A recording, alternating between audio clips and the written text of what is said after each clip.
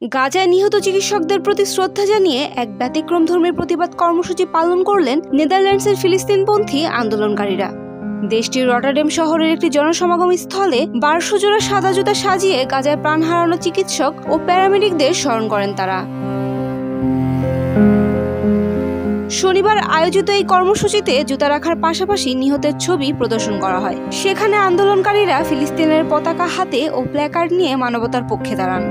রটারডামের Erasmus হাসপাতালে কর্মরত চিকিৎসক ডানা মুস্তফা বলেন, We are standing here today.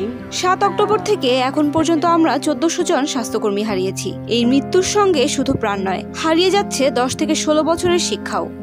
একটি গুলিতে সব শেষ হয়ে যাচ্ছে। সেখানে আসা এক আন্দোলনকারী বলেন,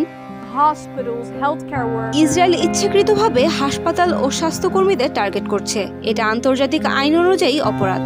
এটা সম্পূর্ণ পাগলামি, এটা উন্মত্ততা।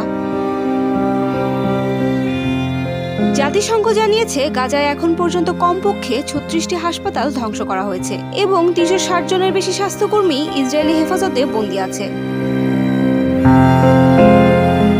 গত 23 মার্চ ইসরায়েলি হামলায় রাফার কাছে একসাথে 8 জন ফিলিস্তিনি চিকিৎসক, 1 জন ইউএন কর্মী ও 6 জন সিভিল ডিফেন্স কর্মী নিহত হন।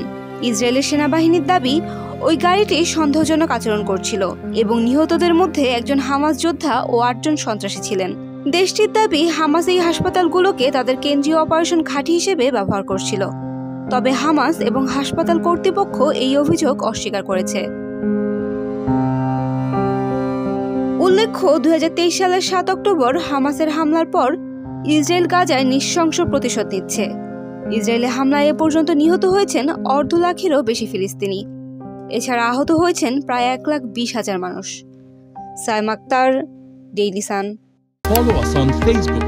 Subscribe our YouTube channel. Get the latest update on www.daily-sun.com.